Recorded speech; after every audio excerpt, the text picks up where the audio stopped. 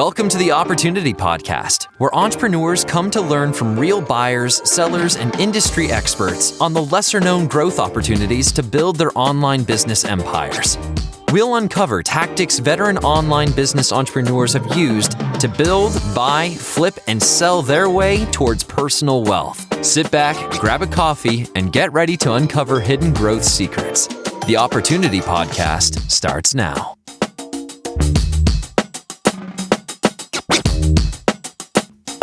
And welcome back, everyone, to the Opportunity Podcast, your go-to resource for hitting growth opportunities throughout online business. We're your hosts. I'm Brandon. And I'm Sarah, and thanks for joining us for our latest episode. So today we'll be speaking with Michael Frew, who purchased a content site from our marketplace and has also grown 2 other SaaS businesses thanks to his experience from growing his first content-based business. Yeah, that's right. Michael's also going to go over how you can use small acquisitions to fuel the needed revenue to grow larger businesses. And also he's going to share how you can take advantage of the Empire Flippers marketplace to find great potential acquisitions to help build a foundation for your online business empire. He also explores what you should be looking for in the first-time buyer's shoes to make sure that you are setting yourself up for future online business success. But we don't want to give away too much now, so let's dig into the interview and see what Michael has to share. And then at the end of the episode, we'll go over some of the best listings on the Empire Flippers marketplace that highlight the growth opportunities we've learned about here today. So let's get started.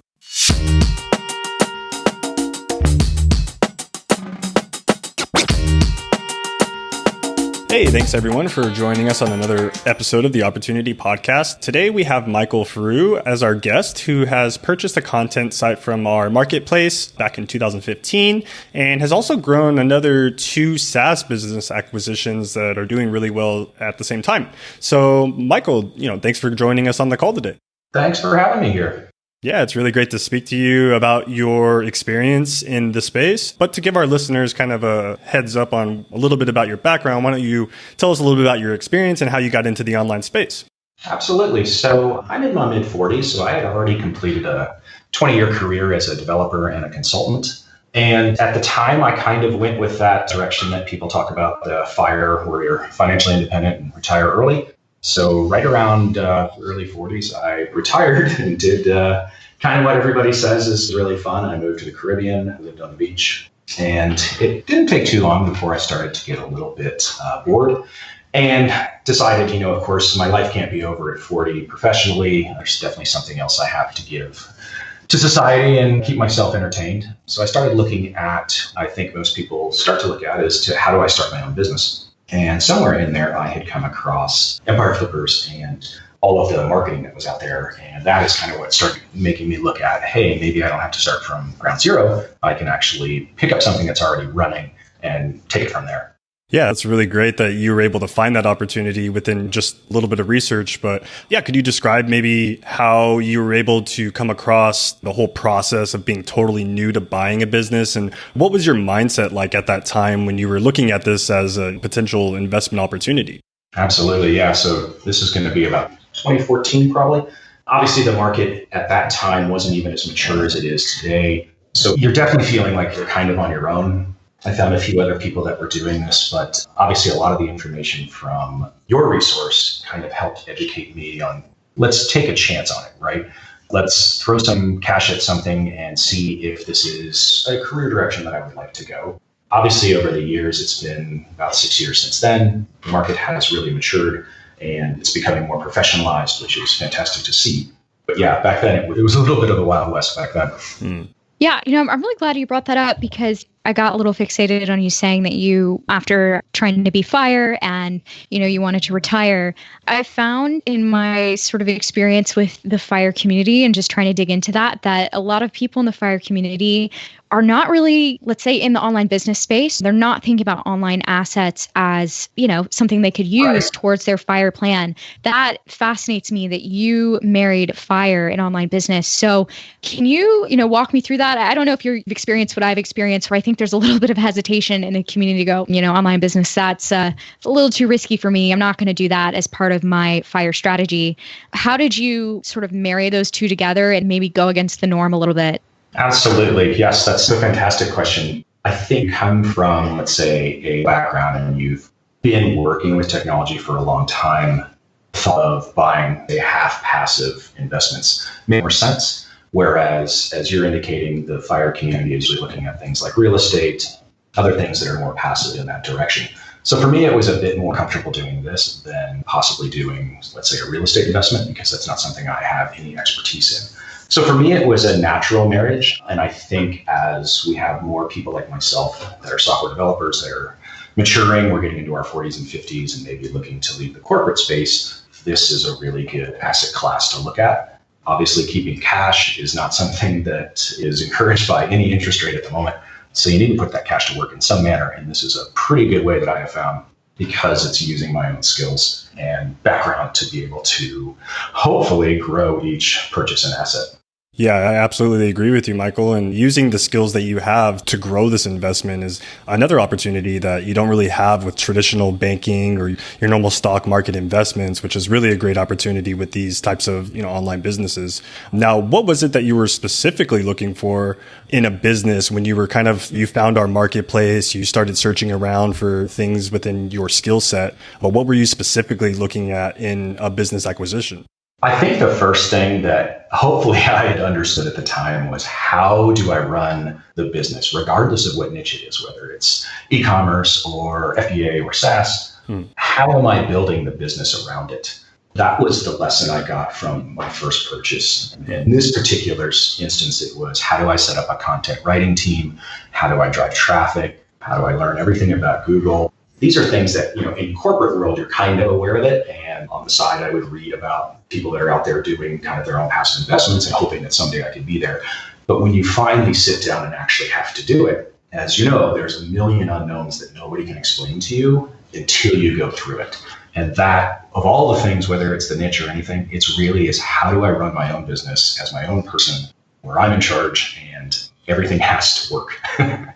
Yeah, I think that's a good point about there's always a million unknowns. That's something I do want to break into later in the interview and getting your perspective there. First, let's talk about how you found Empire Flippers and, the process of finding the right business. How did you come across Empire Flippers? And then when you were searching around for assets, how did you know the business that you bought was the one? Empire Flippers does an absolutely excellent job in marketing. Not only I believe there were podcasts back then. And I remember going back, I started with the first Empire Flippers podcast back when it was like a discussion of AdSense sites, and it was into everyone. And I remember running every day, listening to these podcasts to try and teach myself a little bit about, what is this community like? What am I trying to get myself into? So I think just congratulations to you all for getting the information out there, because someone like me who wasn't really looking, this isn't something you just type into Google. You always say, how do I start a business? Somewhere in there, I found a long tail of Empire Flippers, got interested in it, and it suddenly clicked. It made sense. If I have cash and I'm looking to invest it, why invest it in something that isn't going anywhere, like 99% of my other businesses that I've tried to start? Why not start with something that actually is working? Absolutely. Impressive that you said you were listening to the podcast while running. Yes. Wow.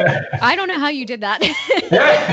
Was it motivating enough to keep running? I think I'm married to the right type of music, but right. I find that's very poetic. You're so inspired by the entrepreneurial dream. You were able to keep running. It's very true. We all know what that life is in a cubicle when somebody else is your boss, and all the free time that you have, whether it's running or whether it's driving to your commute to work. You're listening to your podcast, you're listening to Pat Flynn, Smart Passive Income, all of that to try and figure out, how do I do this in the future? This is kind of what I would like to do. How do I make that jump? And Empire Flippers made it so simple in the sense that you gave us kind of that on-ramp so that I was comfortable to say, all right, let's give this a try. That's awesome. Well, it's definitely great to hear. Well, let's talk about that on-ramp then. So walk me through what the buying process was like, your due diligence and negotiations, how that unfolded. I understand, with the caveat here that this business was purchased, a while ago in 2015. So things were probably much different back then than they are now. But still, walk me through that process and what that like for you. Absolutely. Yes. So I really like the way that the setup is, where there is an intermediary between a buyer and the seller, because I can see how quickly that goes off the rails since that time. The other thing that I have found that was incredibly beneficial is, once you go through the initial discussion, once you do the due diligence and you say, this is something I want to pull the trigger on, that migration process, it's really difficult. And I think people really don't understand how hard it is to change ownership of everything from billing to any subscription to any marketing to anything that has to do with Google or Stripe or Amazon. It's really difficult. And to have a third party that not only acts as the escrow for that portion, but also does a lot of that work, for somebody new, that is a huge step, because you can watch what happens and say, okay, now I understand all the little things that make a difference. And then when you buy your property, what are all the things that are going to cause issues, right? Is the owner in a different country that's going to be a tax challenge or a migration challenge, something like that. So really the thing that stuck out with me was how much help I got in the migration process to get from somebody else's ownership into mine and be able to run it from day one. Absolutely. Yeah, it is something that we say a lot, and it's nice to hear it backed up, of course, in real life. We're obviously advocates for saying, well, without migration support, really everything you've done and everything you've built, even the sale, it really doesn't matter unless it's migrated over correctly. It's possible to lose everything or to have everything go wrong in that very critical step. So in a way, it's nice to hear you back that up and go, it is crucial to have somebody, an advocate in your corner, to do some of that work for you. So good. So let's say, migration, as you're saying, it went well, that my business got into your ownership. Can you take me step by step through the changes that you made to the business when you bought it? So, what did you implement and what kind of effect did they have? What kind of effect did the changes have on the business? Exactly. Yes. So obviously one of the first things I had to do was figure out, so this was a Amazon affiliate site. And so I needed content writers to continue to create new interest, and it was about a product for a certain niche of sports. And so I don't know anything about that niche of sports, which one might be concerned with in the purchase, but the way that this worked out and the way it was migrated and kind of educated me about it, it didn't really matter whether I knew anything about that sport, but really building up the content writing team and then learning, so what are we doing every day? What is important every day to continue to have the success with the site and get it to grow? Outside of that, like I had mentioned earlier, it's a lot of just how do you run a business and build that flywheel they always talk about. Just keep things moving forward. And even if it stays even, I broke even on this business in about 2.5 years, which is fantastic. And after that, it's just free money. And it's obviously a much higher interest rate than you're ever going to get on a bank account or even in the stock market. And once you got that flywheel going, which you kind of learned in those first couple purchases, it can really work out pretty well. Oh, that's excellent to hear. The fact that you're able to break even in 2 years and get, a better ROI than you could in any of those other investment vehicles, it really does take me back to the point that we were talking about before, where it's kind of exactly what a lot of people might hope for if they were incorporating online business into their FIRE strategy. But I think it's the ROI they don't believe in. They don't believe that reaping your investment in 2 years and then getting free money, as you say, after is even possible. Yeah. So if anything, you're basically making my day, because I feel like I'm always the advocate saying, this is something that FIRE should be paying attention to. They're just, they can't quite get on board yet. So it's good to see that you've actually done it.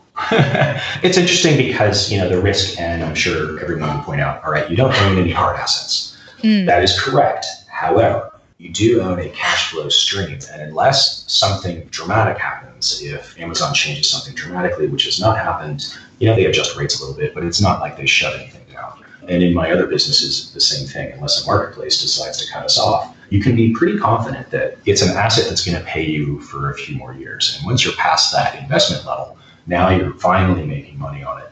And again, I look at some of the returns I get each month, and we're not even in the same ballpark of what other investment returns are talking about.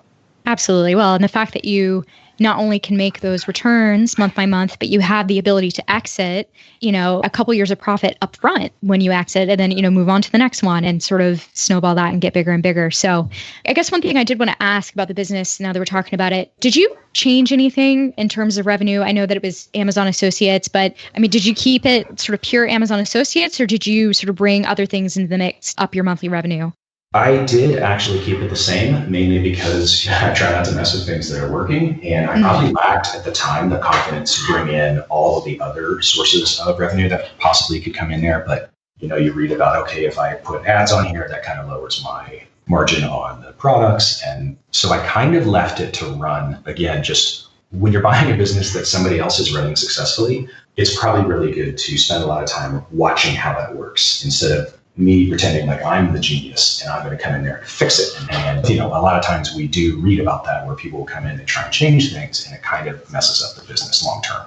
Yeah, I can see that, being something that you definitely have to keep into consideration when you are growing your business. And I'm also interested to learn from you, Michael. So some of the challenges that arose with this business through factors outside of, say, Amazon shutting down completely, more specifically, usually with content sites, is everyone's concerned with Google updates. So Right. could you walk us through, how you, having owned this business for over 5 years now, how you've kind of treaded the waters through Google updates and kept this business still generating, as you call it, free money for you, even with these updates over the years? Yes, my interest in what Google is up to increased tenfold. I'm sure. Yeah, absolutely. And really, it drives you into things like you start attending conferences to learn more about how SEO works and how that is declining as an important piece to it, and just everything that Google is changing. So again, the business draws you into becoming more professional in the buying business space just because you're actually doing it. So I always contrast this with I got an MBA, which is great on paper. But if I had taken that same amount of money and said, all right, Empire Flippers, I want to buy a $100,000 business, that's actually where I would learn about things that you don't learn about in an MBA, right? You don't learn about sales, you don't learn about customer service, you don't learn about lead funnels, any of that stuff, which is real business. So as Google makes these changes, as you're pulled more into the business, you learn a lot more about it and you start getting that confidence where maybe on the next business you say, okay, I can make changes because I have seen things differently. And I've got this business I can look at to say I can back it up with this and kind of move forward from there. So again, the Google updates, the best part about it is it forces you to be really involved and you have to become an expert to be successful, just like any career. And I know it's kind of, people look at this passively, but in a weird way, it's also, you're kind of active in it because you want to make sure it continues. Yeah, absolutely. Making sure you're digging deeper into your business is really what ultimately set you up for success down the road with it and reaping the ROI that you've also experienced after 2 years gaining, now what you said, again, free money. Yeah. So why don't you just bring us up to speed? How is the business doing today as it stands? The performance, monthly net revenue, if you're open to discussing that, kind of give us a general overview of how it's been doing as of now. Absolutely. So one of my favorite things of getting to chat with you is to go look at what were we discussing back in 2014, 2015 when we purchased this, and to see how the performance has gone. So the fantastic thing is net revenue is actually still the same, which for me, for somebody that's not entirely focused on just this one thing, that's actually really fantastic. So like I said, it's just free money. To have a business that's now 4, 5, maybe 6 years and still be hitting those numbers, that's absolutely fantastic. Yeah. Again, better investment than anything else that I put money into that's not in an online business. Yeah, absolutely. I couldn't agree with you more. And I was actually just looking at our platform earlier today before this call, and I had noticed back in the time when you purchased this business, it was making $1,000 in monthly net revenue. But when you compare that to businesses that are currently live on our marketplace making that same revenue, obviously their multiples are going to be higher because, now there's even more competition entering the space. And so ultimately you got a really amazing deal at that time. Being able to sell it for 10, 20,000 more than what you had originally got it for is a great opportunity. Now, so what? Oh, sorry, go ahead. Oh, I was just going to say it's amazing to see how much the market has matured. Yeah. A lot of that is signaled in multiples. As people are more comfortable with this, as people are sitting there with cash trying to figure out how do I make, let's say, a better investment return, even if they consider this more risky, which if I'm not a tech guy, I might consider it risky. If I'm a tech guy like myself, I don't. But how much this market is maturing over time, and to look back, like you said, man, I wish I had bought 10 of them back then. I guess you kind of have to say the same thing now, because 10 years from now, we look back and say, wow, we should have bought more back in 2020. Absolutely. Yeah. I understand the pain of that, extremely well, and wishing you had jumped on the opportunity while you had the chance is always something that now what you had known back then. Sure. And then, so why transition then? I'm interested. What do you feel, Michael, is the typical roadmap for reaching ROI in your business plans and your future or potential acquisitions down the road? For me, what I've done basically from the first one and continued on for the next few years is build a team around certain niches so that it's faster to ROI with that team, and specifically looking to purchase things that match all the skills that we already have in-house. So much like building your own, let's say, portfolio business, you're going to have on contract or as an employee, your developers, your content writers, your customer service support specialists. As you build that team together, it suddenly makes looking at purchasing so much easier because you can say this one will fit, this one will not fit. And then you're able to juice kind of the business a little bit more than the previous owner could have done. And as you know, many sellers are saying, you know what, I've taken this as far as I either want to or I can. What I need is somebody that's got a bit more of an engine behind it, right? And so in my sense, I'm trying to position myself as, okay, I'm maybe the next tier up. I've got all of this ammunition I can put behind it, and I can take it to that next level. And then I reach back out to you guys in the future and say, all right, looks like I've plateaued where I can go. Let's move this to the next person that's got the next level ammunition from there, I guess. Yeah, it's something that we do see quite often where a lot of buyers will come onto our marketplace, they'll acquire something, grow it to, as you had mentioned, the plateau that they've been able to reach and then exit it to focus on other passion projects. Right. Yeah, so it's absolutely agree. And I guess you do have kind of a similar story ultimately, transitioning from purchasing this content site into now owning two very large SaaS businesses. So why don't you walk us through how you transitioned from the content space into acquiring SaaS monetized businesses? Yes. So as kind of a software background person, those always were going to pique my interest. And in the end, my confidence level is always going to be a little bit higher on things that I understand or believe I understand really well. And so, yes, next purchases, once I kind of learned how the online business process works, kind of built that team we were just discussing to have the back end portion so that everything can be ready to roll from day one. An opportunity had just popped up that was a business that fit some of the stuff I had previously done. And the confidence to say, I can pull that trigger, in Wall Street where he says, life comes down to a few moments. This is one of them. Every business purchase is a little bit like that. And having that confidence by, doing a couple beforehand really helped. And we were talking a little bit earlier about what about things that I had accidentally passed up in the past. Thankfully, many of those either did not pass up or I did when I should have. Okay. So let's dig into that a bit more. Obviously you've made this big jump between, content and SaaS. What would you say your journey was like in terms of buying and scaling a SaaS business compared to, say, growing your content site? Obviously two different worlds, but I'm sure you had to have quite a different skill set employed there to make sure you were scaling in the same way that you did with your other site. Correct. And the biggest difference that jumps to mind is the fact that you are dealing with your customers versus on, let's say, a content Amazon site, you are not. One thing I had actually done based on the purchase I had made from Empire Flippers, I started a couple other Amazon content sites that were also successful. So at that point, I had like 3 or 4 of those running. But the large difference is you aren't dealing with customers. So when you get into a SaaS or an e-commerce business and you're having a daily conversation with customers, it really helps to figure out what is the direction I need to go. Where is the business failing? Where is the business doing well? It's amazing how much customers can help you focus what you need to do. And that, I think, I'm trying to think if there's anything else that is big of a difference between the two. But I think that's pretty much it, is that you're really having a conversation with the people that are using your tools versus just trying to kind of infer what they're up to. Oh, exactly. It's that real-time feedback. I mean, you can go to another human being and say, what am I doing wrong? Or what am I doing right here? And then iterate quickly, which is obviously sort of the mystery that a lot of content site owners are dealing with. Right. So that kind of leads me to my next question then. What would you say are the easiest growth wins for the SaaS business model now that you've grown to SaaS businesses? Would you say it's interacting more with customers is really where the growth is, or is it something else? It's kind of interacting with customers because what you're trying to do, of course, is get the long-term value of customers higher based on increased usage or just understanding how they can use your services better. And the second thing is it builds off of having a content site. It's how do I get my name out there more of this business, right?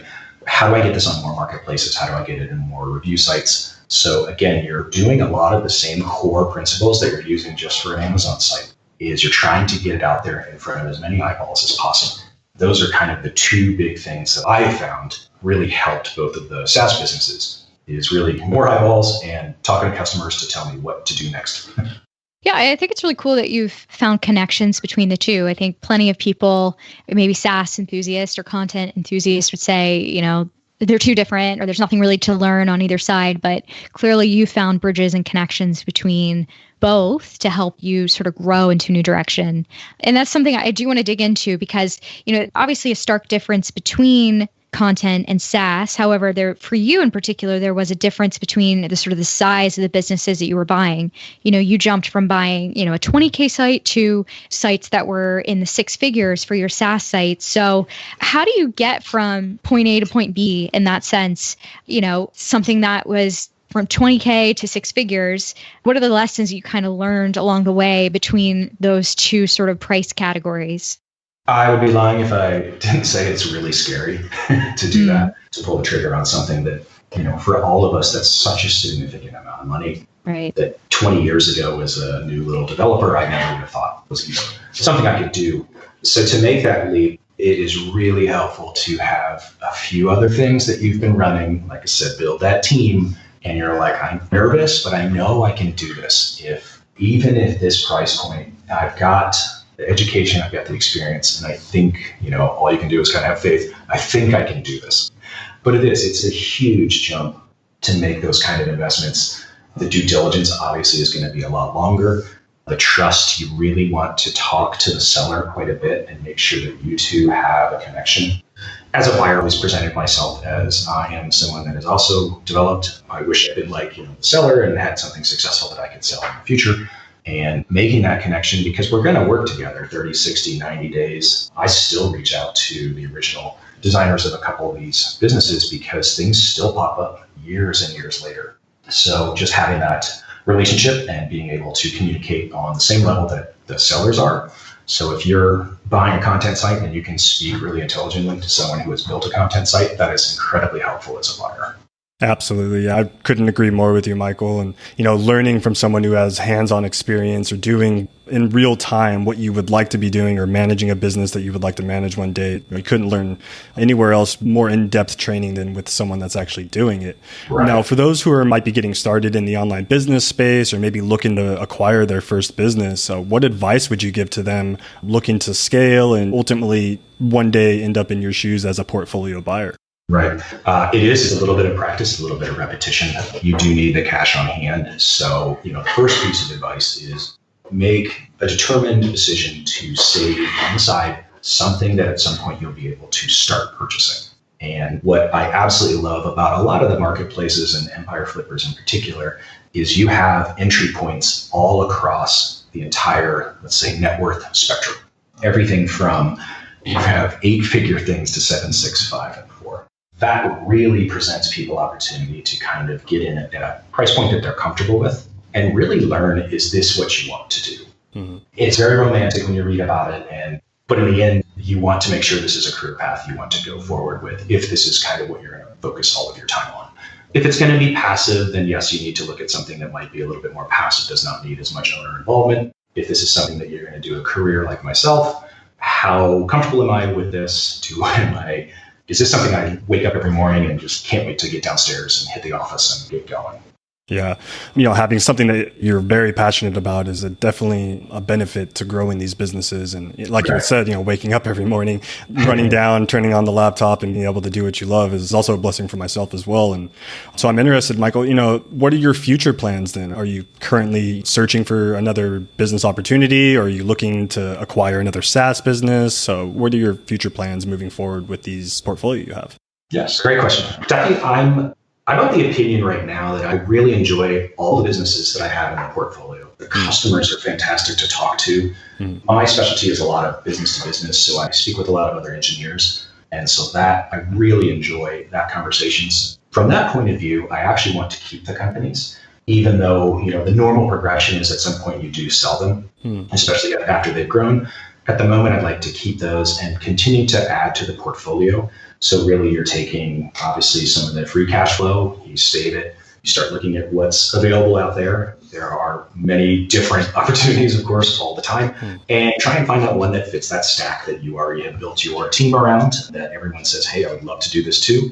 And, the next challenge, I think, for me would be, how do we focus attention based on how many different businesses you're running at the same time? Which one are we going to run as hard and fast as we can? And which ones can we kind of put on the side and just say, this is free cash flow to purchase something else?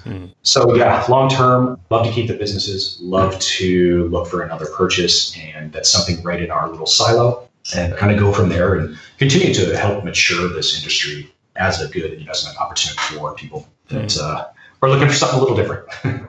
Yeah, it's definitely, kind of the name of the game is finding something different in the online business space. And once you find that kind of gem in the rough, I guess you could call it, really being able to scale it, perfect it to the best of your ability really offers a great opportunity for people in the content and SaaS space. I love the symbiosis that you have between those two monetizations, because I feel like they do kind of work hand in hand and together, between those two monetizations. And obviously it's worked out amazing for you as well, too. Absolutely. It's funny, I never actually realized the connection until we just started this discussion, but how much I'm using all the way from 5-6 years ago purchase, the skills and kind of experience that I've learned from that to every single day fixing our websites, trying to drive more traffic. How do I get more exposure? Because I believe in my world that we sell the best tools. And if we're just getting exposure, people will realize that this is exactly what I need to be using. And it's just getting in front of those eyeballs. So there's a lot of marriage between content sites to Amazon sites to FBA to SaaS to software. All of that all comes down to kind of the same, let's say, exposure to getting people there. Yeah, absolutely. And I think that's what makes being able to build an online portfolio just such an interesting opportunity, because even if they are in different monetizations, there are overlaps, there are lessons, there's ways to even build the businesses together, roll up the businesses, whatever you want to do. I think just so much more flexibility and creativity than most people on the outside realize. So it's definitely really cool how you've been able to sort of go across the spectrum of online business monetizations and cater to you and your skills. It's really cool. Yeah, I'd love to say it was thought out ahead of plan and beautifully executed, but so far so good. Well, a bit of life, right? But it seems to work out. So it keeps it exciting. Well, real quick, we're kind of wrapping up the interview here. We like to close with just a couple rapid fire questions. So I was wondering, if it can be deduced, what would you say is the secret sauce to online business success as a brand new buyer? I think in many ways, there has to be a bit of experience with running your own website, whether it's just your own blog or getting experience of all of the small little pieces that build the foundation for actually running a website, running a business. Those you can get in the corporate life, and you can get it on your own on the side. There are just so many learning resources out there right now helping you learn about what it's like to run even just the smallest website to offering just an ebook for sale, some sort of knowledge that you've picked up in your corporate career or one of your hobbies. Doing something like that really pays off every single day that I'm logging into my hosting or fixing email. All of that education really came from kind of just tinkering around on the web over the last 20 years. It wasn't a formal course, but that I think is what scares me when people say, hey, I just want to get into this online passive business stuff, but they don't have any web experience. Just getting that experience can be a huge help in so many ways long term if you start purchasing business online. Okay. And then, so you were actually just talking about resources, and I want to ask specifically, what would you say are your top 3, say, tools, books, other resources that you used that has really impacted you while owning and buying businesses? Let's see. So the book that I always try and recommend, because I just don't see it recommended very often, and I'm probably going to say this wrong, but it's called The Medici Effect. And so it's a discussion about looking at problems from 2 or 3 different backgrounds, whether if you're, let's say you're an engineer, you also are a mountain climber and something else, and you come up with different solutions. And the intersection of those solutions typically is where some really amazing inventions come from. So for a book, I absolutely recommend that. Tools, I think the old adage of continuous learning is incredibly important. I spend almost half my time either a class, learning something new, and all of it is practical for the business. But we all know how fast the web changes. It's crazy how fast everything changes. And especially when you're like myself, I work from home. I have no exposure to what's going on in the corporate world. So you're trying to learn all that from kind of what you see out there. So constant learning is definitely, one of those things that you're just going to have to accept. You're just going to have to keep educating yourself endlessly. Yeah, I couldn't agree more. It's definitely one of the most important things to do in life. Well, awesome. So this is kind of a fun one. So what would you say would be your weirdest moment, maybe your funniest moment that you've had during your career as an online business owner? That's a good one. I actually had a customer write in who was playing a video game and built a video game server for the same game that I was playing at the same time. Because, it's your own business, so you're 24/7. I was sitting in the pool playing this game when the guy wrote in. And just the sheer happenstance that both of us were talking about the same thing at the same time. We built a great relationship, hooked up on LinkedIn, helping with jobs and everything. But it was just a college student. And we were, of all the things in the world, had something in common. Was he was using my system to build this game server, and I was playing the same game at the same time. So you just never know who your business is going to help you meet. That be kind of rewarding in a pandemic time when it's hard to see anybody, it's hard to make new friends. To do it virtually through that as well, sometimes can be pretty rewarding. Yeah, it's awesome. Oh, very cool. Certainly a small world scenario that you wouldn't expect, but it's funny. It's just how life works, especially in the online space. Way more interconnected than you realize. Well, awesome. Michael, this has been a great conversation. I've loved hearing about your journey, and it's just been really great having you on today. Thank you so much for giving us some of your time. Thanks for having me. It's been great to be here. Yeah, it's been amazing having you on the call, Michael, and looking forward to seeing everything that's going on for your future with these businesses, and might even have you on the call again down the road when you're ready to exit. Yeah, you got me all inspired to buy again, and I know we didn't really touch on exits, but also excited to share that as well. Yeah, that's really great. Awesome. Well, thank you again.